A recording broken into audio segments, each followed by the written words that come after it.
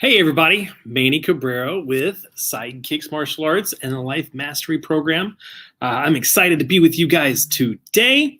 I'm going to give it a second, let people get online. And so let me tell you, I help people, mostly kids, but adults as well, to develop the habits and the skills and the mindset that it takes in order to be successful at life. Be ready for the game of life. And I'm excited to be online with you guys today. And I do it primarily during the day through, my martial arts program at Sidekicks Family Martial Arts Centers. In fact, that's where I'm at right now. I'm in one of our after school rooms. You see over here, check it out. They have a what I'm responsible for board, thing that they did this month as part of our responsibility powerful word this month. And so I like coming back here because in the evening it's a little bit quieter so I can talk to you. And today what I want to talk about is the one thing. Should be one thing. It says one think. I'll have to go and fix that. But the one thing that will never change your outcome.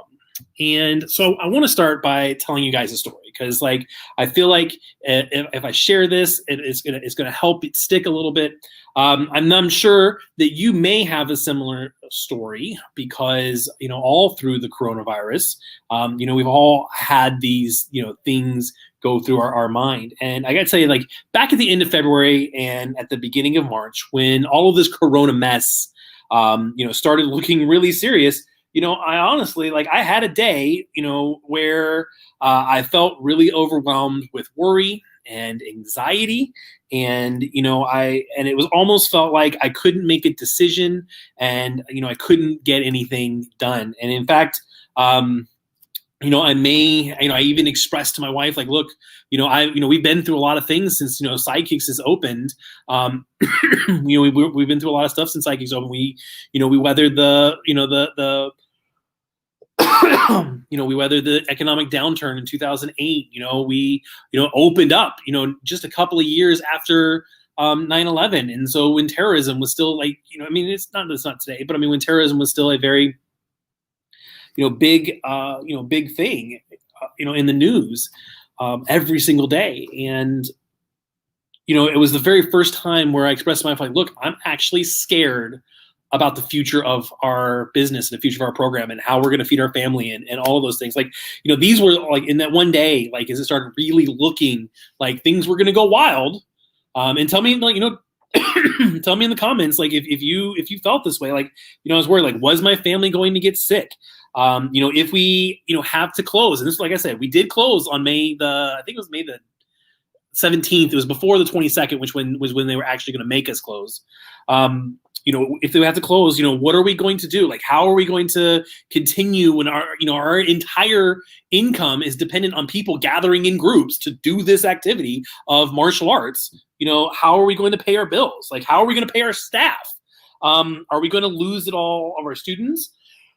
I promise I don't have coronavirus. I actually got tested. Are we going to lose everything that we've worked so hard to achieve over the last 17 years, and I could see, how are we going to get things like food and the basics. And honestly, I had a day where I could see, in my mind, everything that I've worked for my entire adult career. I could see all of those things basically just going out the window in a matter of weeks or months because of something that now was largely out of my control. You know what I mean? I couldn't control whether or not, what this pandemic was going to do other than to do, my part. And, I was just paralyzed. And I think, like I said, even at one point, I stood in the doorway of my wife's office and I looked at her and I said, look, I'm going to be honest with you. And it was my one little moment during that day, and I looked at her and said, look, I'm scared. I don't know if we're, what we're going to do. And so I, had that moment. And, I realized though that the future of our, financial future, our health, a lot of these things were largely out of our control. And I realized that the worry was only going to make the results I didn't want to happen. because worry was having me, I realized that my worry was focusing on this one big thing. I can't control the coronavirus. I couldn't control, the government. I couldn't control, what was, people social distancing or whatever it was. It was going to make what I didn't want to happen because I was focused and scared, quite frankly, because of the thing that I didn't want to have happen. That's a lot of words, using the words happen, I know. So I resolved at that moment that I was basically going to do like whatever it took that I could control, because I knew, because of that whole day I spent worrying, what was at stake, essentially. And so at each and every step from that moment on, until now, because still now is even sometimes, this week has even been kind of wild. You know what I mean? I applied what Mel Robbins calls the 5-second rule, and every decision that needed to make, everything that needed to happen, every next movement, action, step, whatever it was, I used what I would call the 5-second rule. It was I went 5, 4, 3, 2, 1. Okay, what's next? The governor would get on and say, hey, we're going to shut down, or the governor would get on and start talking about opening. And we, and our type of business was not included in the opening. Okay, 5, 4, 3, 2, 1. What's next? And like I said, every time a challenge popped up, from the governor to the president to the emergency policy group here in Hillsborough County, they changed something, regularly. And so, what did we in fact do? Okay, we solved the problem. We kept the stopgap of, what are we going to do? Well, if we can't have classes in person, well, then we're going to use technology in order to solve that. How are we going to use technology? What technology are we going to use? And then we did it. And between when we had to close on the 17th of March until even today, we're still holding virtual classes. We've held over 1,500 virtual martial arts classes over the internet, specifically to keep our tribe together. And I feel like, for the most part, a lot of these adaptations helped us to make it. It wasn't necessarily the actual classes, because, our classes are great, but you know what? That's not the one thing that's going to keep us all together. I realized that it was our community. And so we really focused on our community. Mrs. Cabrera and I went live in Facebook, in our Facebook groups for our community every single day. Mrs. Cabrera read stories to everyone, just so that we could help create normalcy, because I felt like that's what I needed. I needed something normal. And so we created normalcy for the students in our program. We created structure for the people in our program. And by and large, a lot of our members really responded to it. And so it was really one of those things that I am very grateful for, that I was able to, break through that worry, because that was the thing that was never going to change the outcome. We were always going to go over the cliff if we spent all our time worrying about what was next or what the future was going to happen, instead of focusing on, okay, how can we adapt? How can we overcome? How can we change what it is going to be happening, or, what's going to next? Because worrying is like praying for bad things to happen. Does that make sense? So let me say it again. Worrying is like praying for bad things to happen.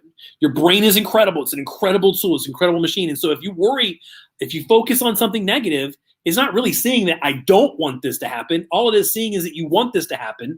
And then for some reason, it's going to like help shape your actions and help like repel people who can help you. And it's going to cause a lot of the results that's going to happen, that you don't want to happen.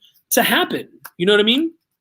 And so one, like I said, worrying will cause your mind to be negative. So again, if I'm trying to find solutions, if I'm trying to find a positive way out, focusing only on on what I'm worried about is going to help me, is only going to focus me on the negative, and I'm not going to be able to find a solution. Worrying is actually, been proven to actually create negative things to happen.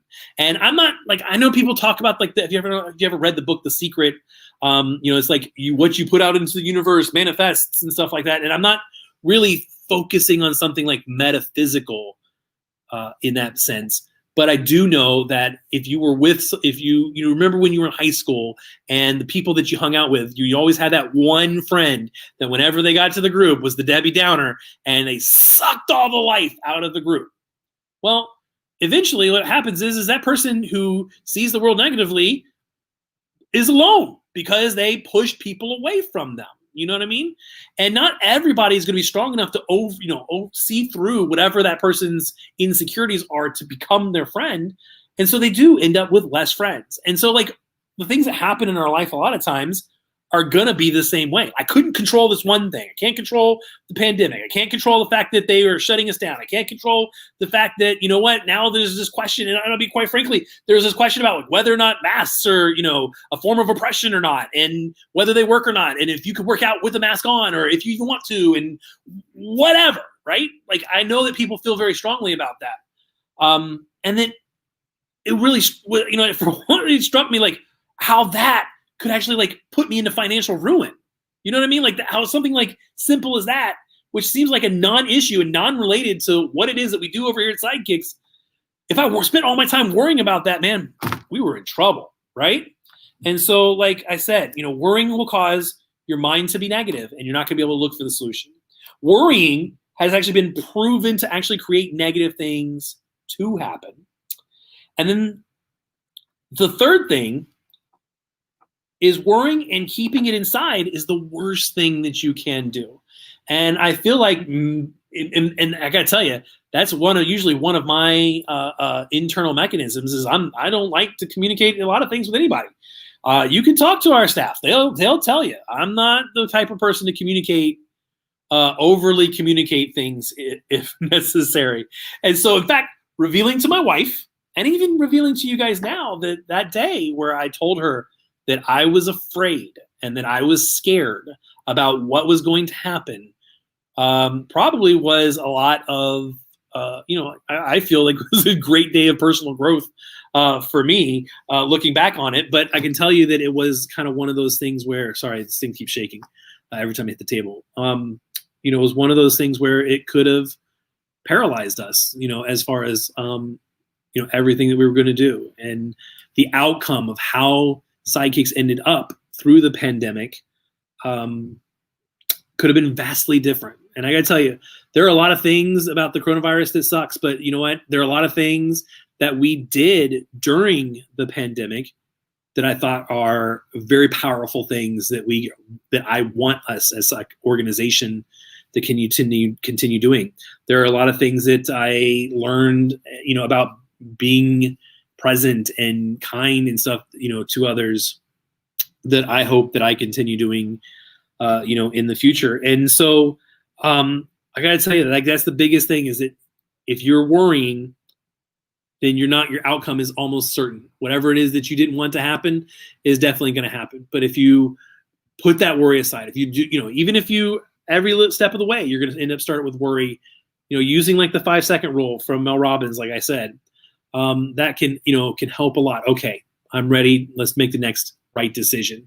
And there was, you know, at the time, it's funny, like my favorite, you know, I'm gonna talk about this tomorrow. My favorite television show is Star Trek, and Star Trek Picard was on. And like one of the things that Captain Picard or Admiral Picard or retired Picard, you know, him and his friend, you know, that they said is like, you know, let's just focus on the next right thing. And so like every day my wife and I would be like, okay, let's just focus on the next right thing. Let's focus on the next thing that we can do, the next thing that we can actually control. And I'm very grateful for my wife for being that sounding board for me. So I gotta tell you, like, I have an invitation for you guys. Like I talked about it yesterday. On Friday, I want to do this like fireside chat where we're going to get together and we're going to talk. It's going to be about we're going to free ourselves of worry. You know what? We're going to release our worries. We're going to discuss our solutions, and we're going to learn how to not worry in the future. And I'm hoping that you want to join me for that. If it's something that's interesting to you, just comment free workshop in the comment section, and I'll hook you up with the information about joining us on Friday. It's going to be on Zoom, and so you know it's going to be a conversation over the internet. And I'm hoping that you'll join me. So if this was useful to you, like if this conversation was useful to you, please do me a solid. Number one, give me some hearts, give me some likes, give me some loves. Tell me in the comment section, like this was good information, or this was good, you know, you related to my story. And then do me a favor, share it to your wall, send it to somebody who you think could use this. And let's keep the conversation going, guys. All right. Peace. I'll be back tomorrow to talk about, let's see, what am I going to talk about tomorrow? I'm going to talk about a time in my life when I realized my true north. And so, like I said, I'm talking about Star Trek too. All right, cool. All right, guys, have a great, powerful day.